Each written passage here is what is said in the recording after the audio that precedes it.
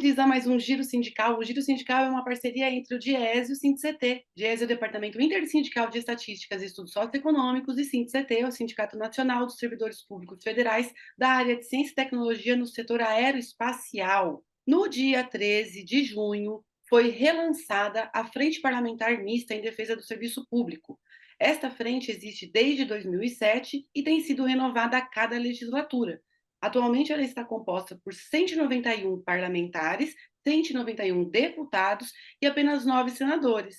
E quem está na coordenação dessa frente é o deputado André Figueiredo, do PDT do Ceará. Muitas entidades participativas dos servidores estiveram presentes em seu relançamento pela obviedade de interesse de fortalecer o serviço público e ficar de olho na pauta e na atividade legislativa no que toca ao serviço público. Entre as entidades presentes, estiveram lá o SINDIC-CT, que, além de parceiro desse programa, é também componente do Fórum das Carreiras de Ciência e Tecnologia no Brasil. E quem preside o SINDIC-CT é o Fernando Moraes, quem a gente tem o prazer de receber aqui hoje para fazer uma conversa em defesa do serviço público e da ciência e da tecnologia no país. Fernando, bem-vindo, obrigada por atender aqui o nosso convite a mais desse Giro Sindical. Obrigado a você por esta oportunidade de estar aqui. Fernando, legislatura vai, legislatura vem, e a pauta em defesa do serviço público, ela lida recorrentemente com ideias preconcebidas que desvalorizam o serviço público. Entre essas ideias está a de que o nosso serviço público, ele é muito grande para o nosso país. O nosso serviço público, ele tem como parte de sua força de trabalho 17,1% de todos os trabalhadores do país. Quando a gente pega a média dos países ricos, a média da OCDE, ela é superior ao encontrado no Brasil. A gente tem uma média na OCDE de 18,6%. Durante o governo Bolsonaro, o servidor público ele foi tratado como inimigo. Com a eleição do governo Lula, os servidores públicos parecem respirar melhor, mas sempre de olho no Congresso Nacional, que tem uma pauta que não é das mais progressistas e mais amigas do serviço público do país, e também no judiciário, que muitas vezes toma decisão que não são aquelas que defendem em melhor medida o serviço público. Desde o início desse governo, nós já tivemos a retomada da mesa de negociação, tivemos o reajuste de 9%, a mesa de negociação hoje ela se propõe a ser permanente, depois de anos de congelamento e paralisação das conversas, basicamente desde o golpe de 2016. Considerando apenas essas duas iniciativas e outras que você possa trazer aqui para a gente, qual é a sua avaliação, Fernando? A frente parlamentar que foi criada, como você falou no início, Frente Parlamentar Mista em Defesa do Serviço Público, que já vem atuando há vários anos, décadas, ela sempre teve uma abordagem na defesa limpa e pura do servidor público. Por que essa frente existe? Porque, a partir do governo, nefasto governo de Collor de Mello, os ataques foram violentos ao serviço público. Fomos chamados de marajás, no governo de FHC fomos chamados de vagabundos. Essa frente, então, num determinado momento, foi criada por parlamentares, na época o deputado Isalci era um dos envolvidos, depois ele criou também a Frente em Defesa da Ciência e Tecnologia, mas outros parlamentares se envolveram fortemente. E a busca é nesta defesa, em consolidar a importância do serviço público. Embora o índice que você aponte de 17, alguma coisa contra 18, alguma coisa na média dos países da OCDE, lembrando que tem o peso negativo dos Estados Unidos, que o serviço público para eles é o mesmo que se pensa o pessoal do grupo neoliberal, do pessoal do direito, de ultradireita, ele deu um peso muito grande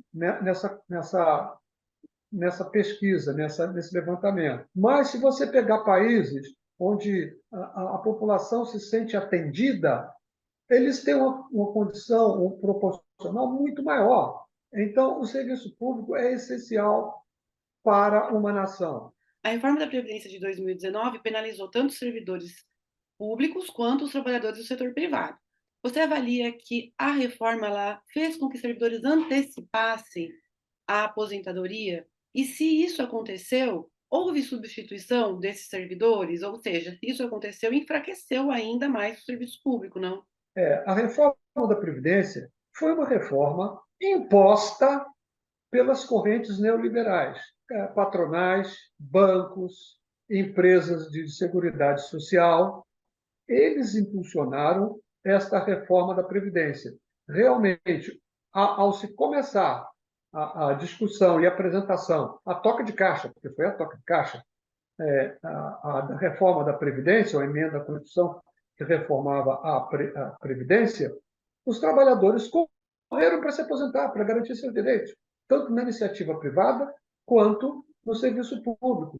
No serviço público, a quantidade de servidores, pelo menos nos locais que eu tenho acesso, foi muito grande, foi extremamente preocupante, porque grupos de trabalho, grupos de pesquisa, grupos de desenvolvimento científico e tecnológico foram ficando sem pessoas, que eles foram embora, para se proteger dessa barbárie que foi a reforma da Previdência. E havia um posicionamento ideológico ruim, que é o posicionamento ideológico da direita, da ultradireita, do neoliberalismo, que quer o desmonte do Estado, que quer o fim do Estado que presta serviço à população. O giro sindical volta já.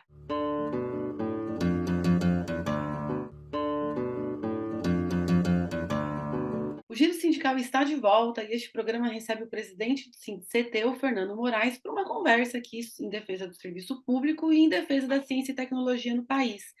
Fernando, a ministra Esther Dweck, ministra de um ministério novo, ministério criado nessa gestão, que é o Ministério do Serviço Público e Inovação, ela tem dito que a estabilidade ela é um tema que protege o Estado. A estabilidade, ele é mais um desses temas que legislatura vai, legislatura vem, a gente precisa lidar, porque ele é visto como um privilégio do servidor público. A estabilidade, ela é mesmo necessária para desenvolver as atividades no Estado? Na iniciativa privada, se o indivíduo dá bons resultados para a empresa, seja ela uma empresa de grande porte, ou seja uma pequena empresa, uma padaria, uma loja, se esse indivíduo dá muito bons resultados, ele tem estabilidade e o empregador, mas não vai mexer com ele mas de jeito nenhum. Ele não vai tirar aquele indivíduo para, por exemplo, colocar o filho dele que gosta mais de passear, de ir para a praia, de jogar futebol. Já no serviço público, vamos supor que não tenha a estabilidade. A cada troca de governo, seja governo federal, estadual ou municipal, haveria um êxodo para colocar nestes cargos os cabos eleitorais, os simpatizantes. A gente, com estabilidade, a gente ainda vê isso, essa migração para cargos em comissão, e é uma guerra de foice entre os adeptos, seguidores, apoiadores, filiados de um grupo ou outro. Ora, se não tem a estabilidade, obviamente vai acontecer que o novo grupo que entra na administração pública vai eliminar uma grande quantidade de servidores. Agora, quando o servidor público tem estabilidade, a estabilidade não é dele, é do cargo. Porque o servidor público pode sim ser demitido. Cerca de 1.300, 1.500 servidores públicos são mandados embora por ano. É um número muito pequeno com relação ao efetivo total dos servidores. Mas, quando o indivíduo, servidor público, que tem estabilidade, faz algo errado, é avaliado por um processo administrativo, ele é julgado, tem direito à defesa e é mandado embora. E nós temos, sabe, Renata, muitos casos de tentativas de pressionar os servidores públicos para fazerem o que a digníssima autoridade quer. O exemplo mais recente é o caso das joias da mulher do presidente. Ora, o presidente ganhou esse presente, a primeira-dama ganhou. Não, quem ganhou foi o povo brasileiro, o governo brasileiro. Mas eles fizeram de tudo, o governo Bolsonaro fez de tudo para recuperar em off essas joias, para que não passasse pelo controle aduaneiro, para que não fosse catalogada como um patrimônio da União. Mas o funcionário público, os funcionários públicos da Receita Federal falaram: não, aqui não. E ninguém pôde mexer nesses funcionários. Ou seja, o servidor precisa de estabilidade. E já que mencionamos o tema da estabilidade, é bom lembrar que essa discussão sobre esse tema esteve muito presente quando a PEC 32 de 2020 estava tramitando, ela estava em movimento no Congresso Nacional. Essa é a PEC que foi apelidada de reforma administrativa. Entre outras medidas, a PEC propunha formas de contratação diferentes das atuais, pelas quais os servidores não teriam mais estabilidade. Né? E tinha outras coisas também, tinha outras coisas muito preocupantes, que era dar muito poder para o Poder Executivo tratar órgãos, inclusive eliminando órgãos inteiros de uma canetada só, cumprindo uma série de atribuições que hoje é do Congresso Nacional. Bom, a PEC 32, a PEC da reforma administrativa, ela não foi votada integralmente, ela não foi ao plenário, mas ela continua lá no Congresso, ela está lá dormindo. Eu penso que o senhor Arthur Lira está usando e vai continuar usando esta PEC como material para negociação. Ele tem que se proteger. Então, essa PEC, primeiro, ela é nefasta para o servidor público, porque ela dá poderes a quem é temporal, que é o caso de um governo. Uma coisa é governo, outra coisa é o Estado. O Estado é que tem que ter poderes, tem que ter segurança daquilo que é de interesse do Estado. E não a um governo. Entra um governo, entra outro governo. Fica uma bagunça muito grande. Isso foi colocado num governo muito de direita, de extrema direita. O posto Ipiranga, que eles chamavam, o tal do Paulo Guedes, no Ministério da Economia, diz colocar uma granada no bolso do servidor. Ou seja, vamos destruir o serviço público, vamos destruir o servidor público. E a muito custo, os poucos parlamentares progressistas, porque, na minha opinião, os outros são retrógrados, porque eles não querem a modernidade do país, eles querem colocar as coisas nas mãos daqueles que detêm capital, bancos, grandes empresas, grandes conglomerados, e eles estão altamente interessados nas funções e atividades do serviço público. Pegar a área de saúde, por exemplo, a área, por exemplo, de educação, acabar com a educação superior pública. Somente os filhos dos ricos é que vão poder ir para a universidade.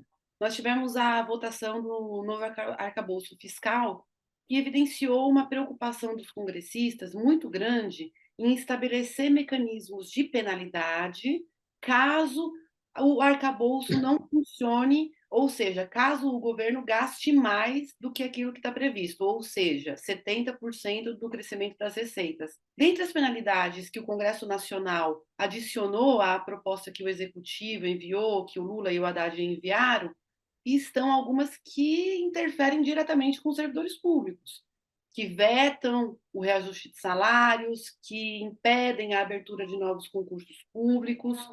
Ficou uma conta a ser paga aí por uma única categoria. O arcabouço fiscal está sendo discutido no Congresso Nacional, que é extremamente reacionário, que é de extrema direita, que é ultraconservador, que se preocupa só e somente só com a classe empresarial, com bancos, com armas, com o agronegócio, e não se preocupa, por exemplo, com a agricultura familiar. Está provado. Então, eles procuram nos engessar. Com o arcabouço fiscal que está por aí, existem algumas válvulas de escape que, habilmente, os partidos progressistas conseguiram introduzir junto ao relator emendas ao relatório para que se tivesse alternativas. E, como já se pode vislumbrar, com a habilidade com que o professor Haddad, ministro da Fazenda, tem trabalhado isso, junto com a Simone Tebet, ela tem feito um trabalho muito bom, devendo reconhecer isso, conseguiu-se introduzir algumas válvulas de escape em função tão somente viu, Renata, da capacidade do governo Lula, do presidente Lula e da capacidade de gestão que tem o ministro professor Haddad de articularem com o Congresso. Eles conseguem ter válvula de escape, como eu falei, para que, em função da arrecadação do governo, da forma dos gastos, de estimular a máquina brasileira a funcionar, a máquina vai continuar rodando mais forte cada vez mais, como aconteceu lá atrás, em 2006, 2007, 2008, 2009, que o país resolveu uma série de grandes problemas que o país tinha. Mesmo com esse arcabouço fiscal, Renata, eu acredito que o governo vai conseguir atender aos seus programas sociais, aos seus compromissos de campanha, atender ao funcionalismo, que está há mais de 6 anos sem reajuste. No caso da ciência e tecnologia, as perdas se acumulam em 58%. Então, isso nós vamos continuar brigando, e a ministra Esther, ela já se manifestou, como se manifestou inicialmente na questão do aumento de 9%, que o governo, sem ter um orçamento criado por ele, sem ter dinheiro para nada, através de uma pequena manobra no Congresso Nacional, conseguiu apoio para que se desse uma alternativa para sair daquele pacote anterior, que ainda vigora, inclusive, né? Que é a PEC do fim do mundo, que nos estrangula. Conseguiu-se uma manobra de 240 bilhões, que ele pode atender a alguns programas sociais e salvar 9% de reajuste para o funcionalismo. E este mesmo mecanismo vai continuar existindo para que o funcionalismo e os programas sociais sejam implementados. Giro Sindical volta já.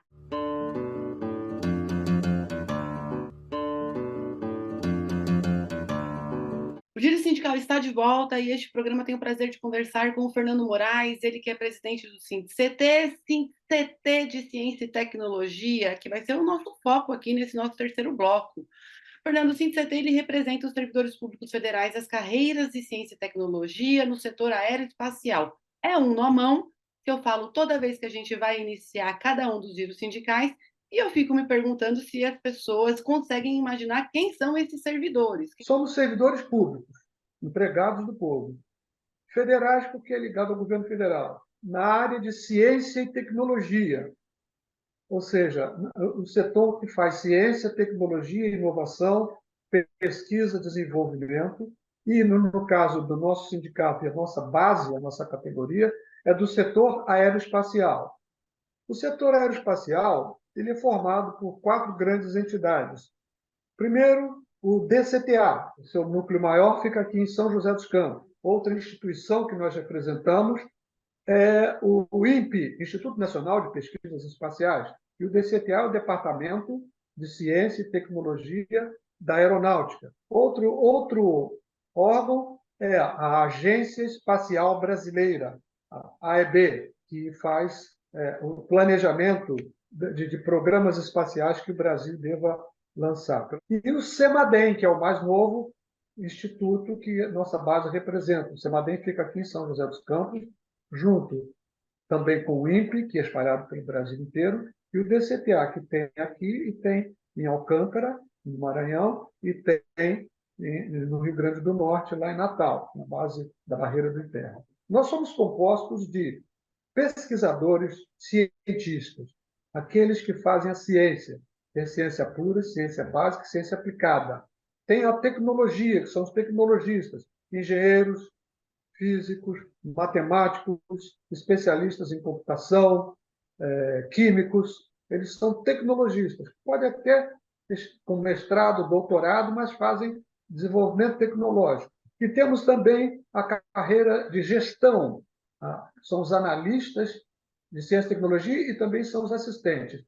Os analistas eles fazem com grande especialidade. Tem que ter muita especialidade para fazer gestão em ciência e tecnologia. Tem que ter especialização. E mesmo tendo especialização, para qualquer uma dessas situações que eu falei, pesquisa, tecnologia e analistas de CIT ou assistentes, eles têm que passar 4, 5, 8 anos dentro da instituição, para poder, aí sim, começarem a produzir com qualidade e com segurança.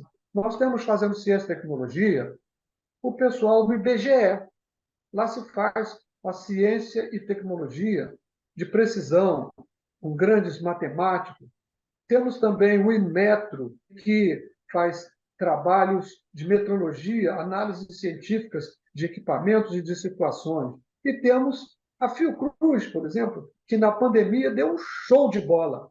Tanto é que uma funcionária dela, a doutora Lísia, é ministra da saúde. E dentro do nosso universo de ciência e tecnologia, nós temos o INCA, Instituto do Câncer, nós temos o CBPF da Física, temos o CNPq, a Comissão de Energia Nuclear, temos o INPA da Amazônia, temos o Museu Guild, temos o pessoal aqui de São Paulo, que é também da área nuclear, que é do IPEM, que é onde se faz a maioria dos radiofármacos do Brasil. Quem está com câncer vai passar pelo medicamento do pessoal de lá, pelo radiofármaco. Nós estamos em 8 ministérios, representados em mais de 40 institutos, agências ou autarquias, e nós estamos sendo representados no Fórum de Ciência e Tecnologia, da qual o SINCT faz parte e atualmente exerce a secretaria, mais de 32 entidades de representação de servidores. Entre os servidores públicos, as pautas de recuperação de perdas salariais e de abertura de novos concursos, ela é basicamente comum a todos os órgãos. Eu queria que você contasse para a gente se há reivindicações específicas, que essa também, primeiro, compõe aí a pauta da ciência e tecnologia, a pauta do SINCT, do Fórum de Ciência e Tecnologia, e se há também reivindicações específicas somadas a essas. Todos os órgãos e institutos e agências e autarquias do serviço público não tiveram reposição de pessoal ao longo dos tempos. A última que teve, por exemplo, foi em 2014, no CEMADEM, 2014, no DCTA, eu não me lembro, mas teve alguma coisa em 2012. Não tem reposição. Existe uma falta muito grande de pessoas para poder desempenhar as funções. Isso é uma reivindicação. O atual governo, para o Ministério da Ciência e Tecnologia, liberou 814 vagas para serem feitas concursos, que o próprio governo e o Ministério entendem que é insuficiente. Mas houve essa manifestação. E o INPE de São José dos Campos foi beneficiado com 138 vagas para pesquisador, tecnologistas e analistas de CT. Infelizmente, ainda não veio para o nível médio, técnico nível médio, que para ciência e tecnologia, Renata, ele não é o nível médio qualquer, ele é altamente especializado. O último ministro da Ciência e Tecnologia foi o autodenominado astronauta Marcos Pontes. E agora nós temos uma engenheira que é a ministra Luciana Santos. Eu queria que você falasse um pouquinho da avaliação da gestão do astronauta Marcos Pontes e de como têm sido as tratativas e quais são as expectativas em relação à ministra Luciana Santos à frente do ministério. Primeiro que o que você e outras pessoas, e ele próprio se denomina astronauta, o astronauta Pontes, eu catalogo como turista espacial. Bem, a administração dele, a gestão dele, enquanto ministro, para mim foi muito ruim. Para todos os nossos colegas do Fórum do CT, para outros colegas espalhados nos institutos, foi terrível. Ele só se preocupou em se promover. O gasto com publicidade foi grande. Colocou uma pessoa que era sócia dele numa empresa, auxiliando ele no ministério. Das 2 vezes que nós conversamos, nós ouvimos, nós, Fórum do CT, ouvimos ele falar assim: não, eu não estou sabendo, nossa, levei uma bola nas costas, nossa, levei mais uma bola nas costas. Isso é papo de ministro? Então, a administração dele foi um desastre. Vamos falar agora da ministra Luciana. A ministra Luciana já tem uma larga experiência em ciência e tecnologia e em gestão. Ela já foi prefeita por 2 vezes da cidade de Olinda, lá em Pernambuco, e foi também secretária do governo estadual. Acontece, o Ministério está todo sucateado, está todo enrolado, todo destroçado, todo confuso. Eles estão, ela, a ministra, o secretário, o Luiz Fernandes, os seus assessores, tem a assessora Elisângela, que faz uma ponte muito boa com o Fórum do CT, estão tentando organizar aquilo, aquela bagunça que foi deixada. Fundiu com o Ministério da Comunicação. Então, ficou o Ministério da Comunicação, Ciência, Tecnologia, Inovação e Comunicação. Trouxe de lá os servidores das comunicações e também a folha de pagamento dos aposentados e pensionistas. Aí, com o governo Lula, separou. Mas o ministro que entrou, ele não quer esse pessoal. Então, o Ministério da Ciência e Tecnologia está agora com 24.000 aposentados e pensionistas pendurados que são ligados ao correio, ligados às coisas das comunicações.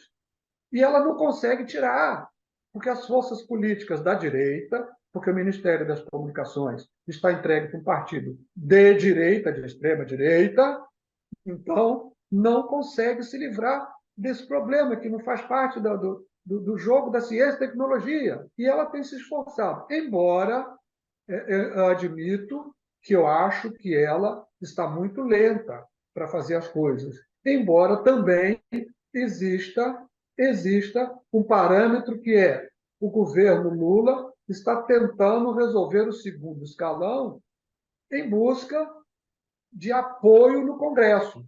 Porque se ele não tiver apoio no Congresso, ele não consegue implementar os programas sociais que ele quer. Então, esses cargos, essas posições ainda estão em aberto, estão sendo ocupados por pessoas que tiraram foto com Arminha e foto com Bolsonaro. Está lá no Ministério. Fernando, eu queria te agradecer demais pela entrevista. Obrigada mais uma vez pela sua presença. Eu agradeço a oportunidade de, mais uma vez, estar aqui no Giro Sindical e poder falar com uma comunidade tão consciente que é a comunidade que assiste o TVT. Claro, seguimos. Tchau, tchau.